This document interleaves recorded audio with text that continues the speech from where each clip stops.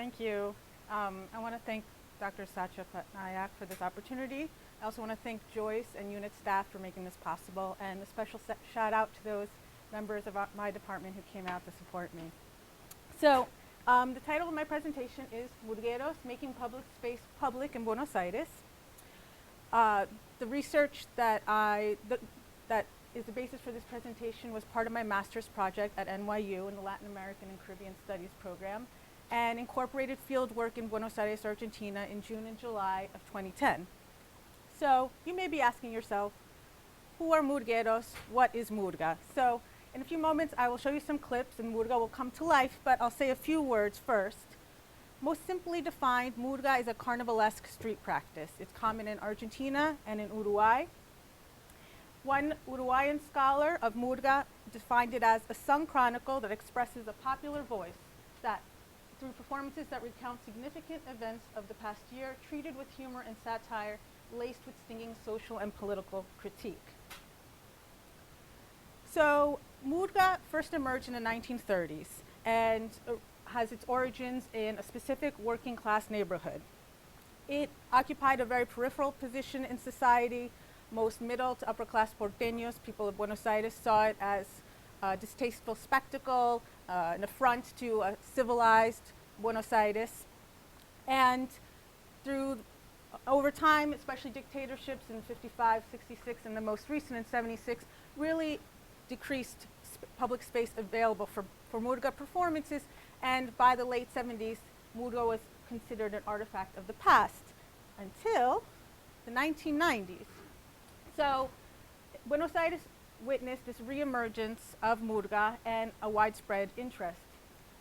As you can see, in 1998, there were 42 Murga troupes, which more than doubled by 2002. And when I went to Buenos Aires for my field work in 2010, the Murgueros told me that those numbers were pretty similar, and an additional 50 to 70 Murga troupes had formed in the greater Buenos Aires area.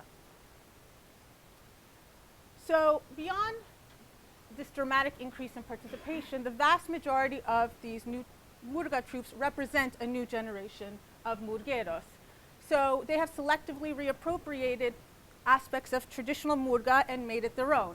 Some of the ways that they have done this is by bringing innovations in an aesthetic terms, by incorporating other artistic expressions like theater, by having more direct critique versus a more masked satirical humor, by organizing themselves in a horizontal way and having consensus-based decision-making versus having designated artistic or logistical directors, and having a more hierarchical structure, as was common in traditional Murga troupes. They also tend to be comprised of young people from a lower middle class background and from various neighborhoods across the city. And they perform on a year-round basis beyond the season of Carnaval. So the traditional Murga troupes that I referred to from the 1930s to 1970s have also reemerged. And interestingly, now they receive an unprecedented level of public acceptance and institutional support. Through the combined efforts of older and newer Murgueros, in 1996, they organized a march, and by 1997, the city of Buenos Aires deemed Murga and all carnival festivities cultural patrimony. So it's mostly these traditional Murga troupes that are featured in these official circuits of Carnaval. So my fieldwork focused on a case study of a Murga troupe called Cachengue y Sudor. They're a good representative of this newer generation of Murgueros. They encompass all those characteristics that I just described. They're in their 18th year, which is actually a marker of longevity within this cohort of newer Murgueros. So my fieldwork included basing an ethnographic study, observation of their performances, rehearsals, meetings, social gatherings, in-depth semi-structured interviews, and lots of conversations, and an analysis of song lyrics from about 10-year span. So ultimately, my research was divided into two general findings. One that has to do with the doing or the performing of Murga in public space, and the other that has to do with the experience of being in a Murga troupe. For today's purposes, I'm mostly going to focus on the doing of Murga with this question in mind. is there a relationship between the rebirth, reinvention, and proliferation of murga and the transformation of urban public spaces and neighborhoods in a neoliberal Buenos Aires? So we'll, through the course of this presentation, start to unpack parts of that question. So, as promised, I have 3 short excerpts of performances by Cacheng and Sudor when I was in Buenos Aires. And I invite you to ask yourself the following questions. What do you observe about how the Murgueros occupy public space? How do they present themselves? How do they move and dance? And how do they interact with the audience?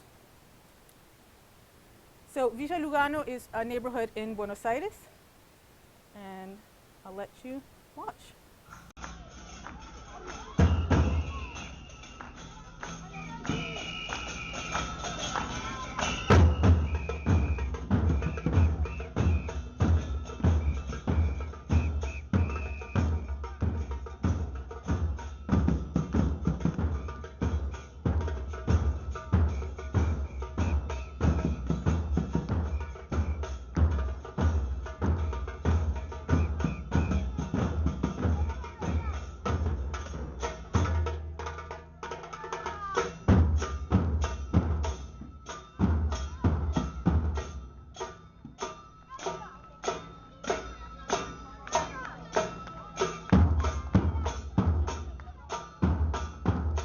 This one was a performance that took place at night, as you can see, in another neighborhood called Boedo. And in this one, they'll be singing, and so pay attention to how they do that.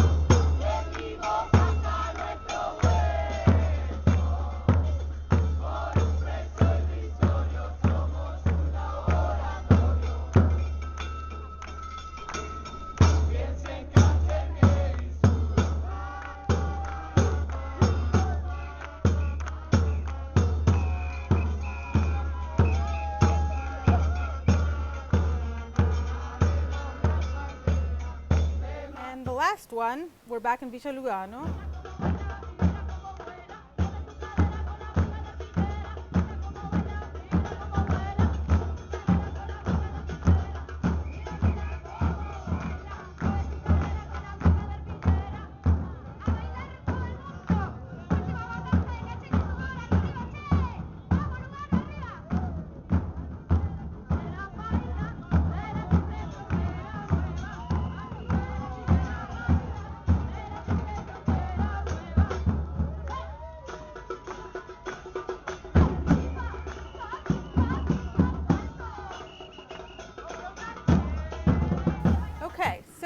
Any feedback, any insights people want to share about what they observed about the Murgueros, how they are dressed, how they occupy public space? Any initial thoughts?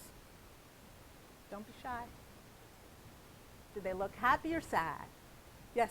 It's pretty joyful and also affectionate. Like you see different Murgueros like playing affection with each other, hugging. Absolutely. Each other. Absolutely. Excellent observation. Any other ones? Yeah.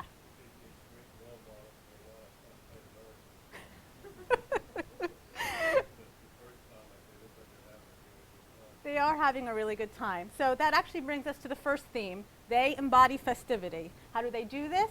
Their colorful attire, their energetic movements, their playful attitudes, their smiling faces, and of course this upbeat music.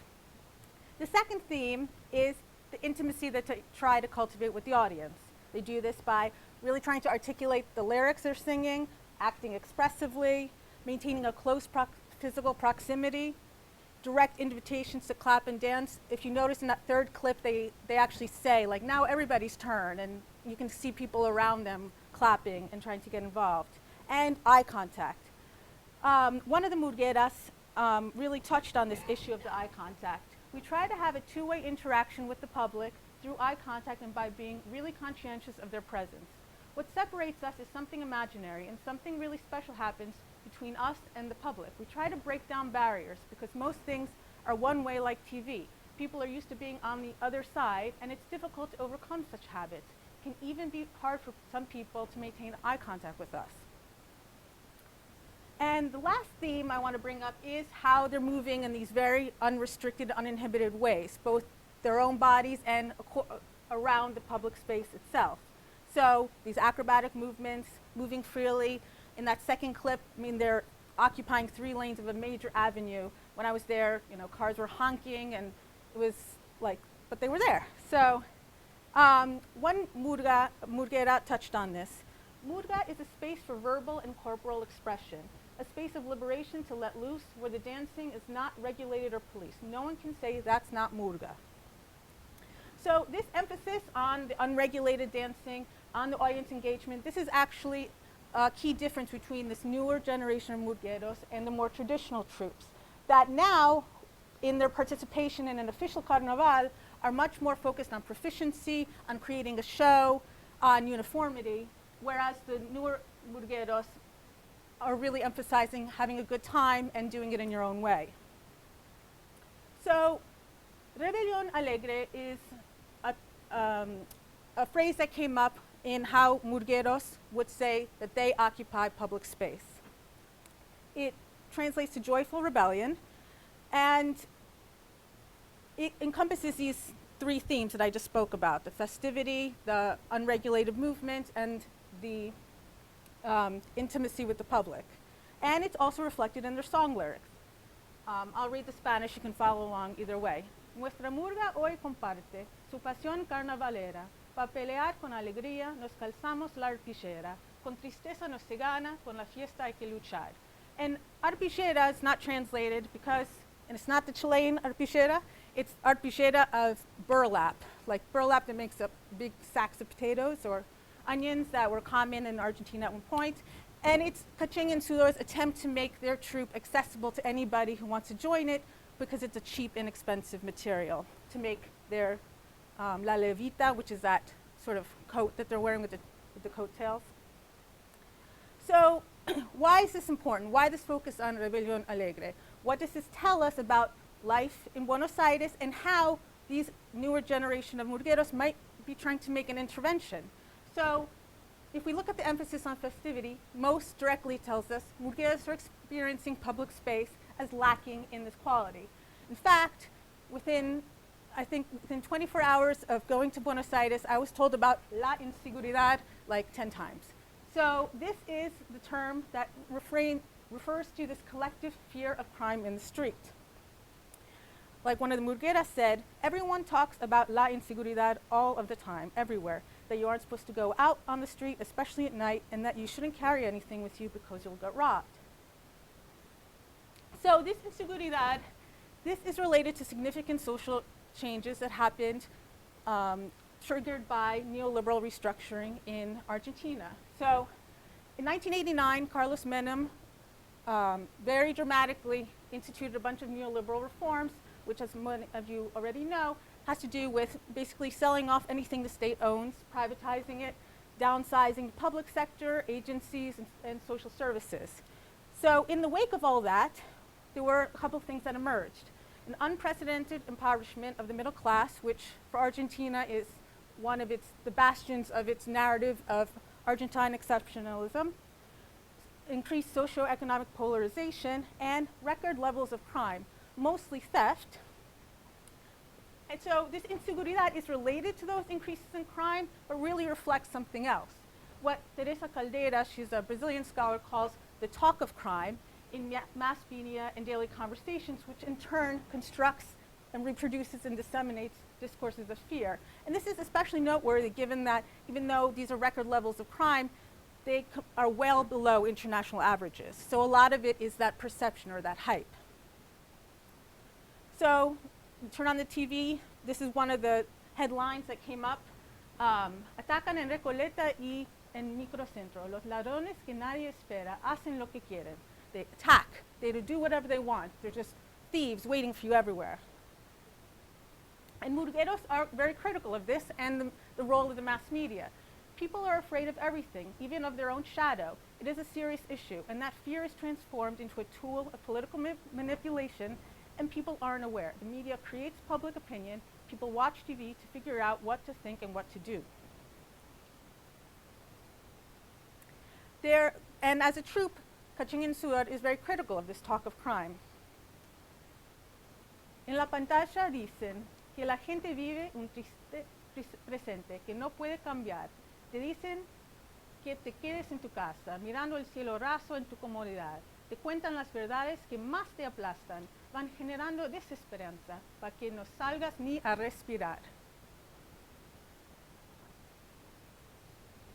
So, the other aspect of what Rebelión Alegre points to in terms of what's going on in Buenos Aires is that, so that intimacy with the public, that unregulated movement, this relates to new patterns of spatial segregation and regulation, which are combined, is the combined effort of, or result of inseguridad and a neoliberal logic of privatization. So, whereas we may know gated communities here, this was a new phenomenon in Buenos Aires, the building of these barrios privados, which are a technique of status, of marking status, but also our new technique of self-protection and seclusion.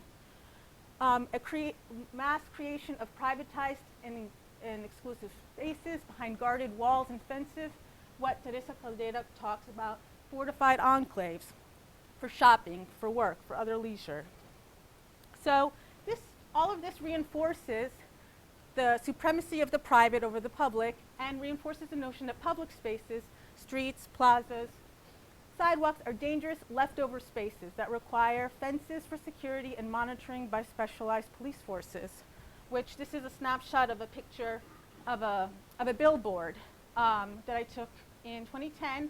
Mauricio Macri, who's been the mayor of the city of Buenos Aires since 2007, in 2008, because of inseguridad, decided that he would create a special police force just for Buenos Aires. So this is appealing, to people to join that police force, that the city needs you. So, as a result, public spaces have increasingly stopped being a territory of use and belonging. And Beatriz Sarlo is a well-known Argentine intellectual.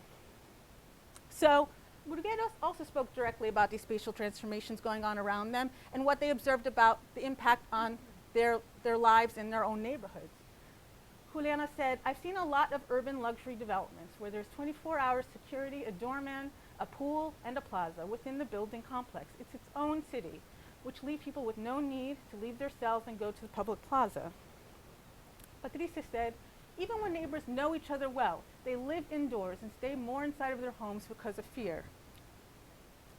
And finally, Alberto, fear and inseguridad are disseminated by mass media and used by politicians as a political platform. For example, Mauricio Macri says that to have more seguridad, we have to invent a metropolitan police force. We have to put in fences around plazas. But the plaza is a symbol of El Pueblo, where people meet and gather. So where Kachingin Suar rehearses, they actually try to put up fences in that plaza. So this is a song that they wrote in challenging that, and eventually they did win that battle, not to have their plaza fenced in. But here we go. Ahora hay más efectivos, pa mayor seguridad. Ponen rejas en todos lados, pa mayor seguridad. Hoy Cachengue va a contarles cómo es esto de verdad. 24 de septiembre, el nombre de nuestra plaza. La cuidamos, la queremos, porque esa es nuestra casa. Si siguen con este vicio de las plazas encerrar, si enrejan la 24, que quilombo se va a armar. This is just for reference, map of the city of Buenos Aires. So the Murgueros rehearsed at this Plaza 24, which is the middle of 3 neighborhoods right here. The performance they did at night in Boedo is here, and then Villa Lugano is out here. And the people who are part of Kachingin Suar come from all over the city. So we're back to that key question. is there a relationship between the rebirth, reinvention, and proliferation of murga and the transformation of urban public spaces and neighborhoods in a neoliberal Buenos Aires? I hope by this time you'll also agree, yes. And this was my formal argument. I argue that Murgueros and Cachenga and Sudor have refashioned murga as a means of reclaiming public space in the face of a pervasive climate of inseguridad, increasing regulation and fragmentation of urban public space, and a greater reliance on the private sphere. To make public space public, Murgueros enact rebelión alegre by embodying festivity and unrestrained movement, cultivating a sense of intimacy with audience members, and critiquing dominant discourses of inseguridad. And just a final few comments. So why I hope my research is important is that it addresses the lack of scholarship on murga, especially murga porteña, which has to do with murga practiced in Buenos Aires. I recently submitted a paper to studies in Latin American popular culture, and I have to make some revisions, but when it is eventually published, it will be the first ethnographic study of murga porteña that will be available in English. So hopefully that will bring more attention and study of murga. And hopefully this research also sheds light on and attests the value of murga as a vehicle for contesting neoliberal configurations of urban public space in Buenos Aires, particularly because artistic practices have been largely overlooked when you compare it to the piqueteros or fábricas recuperadas and other new social movements that have been written about widely. And finally, if you want to contact me and would like the paper, you can do so because I work here. So that's it. I'll open for questions.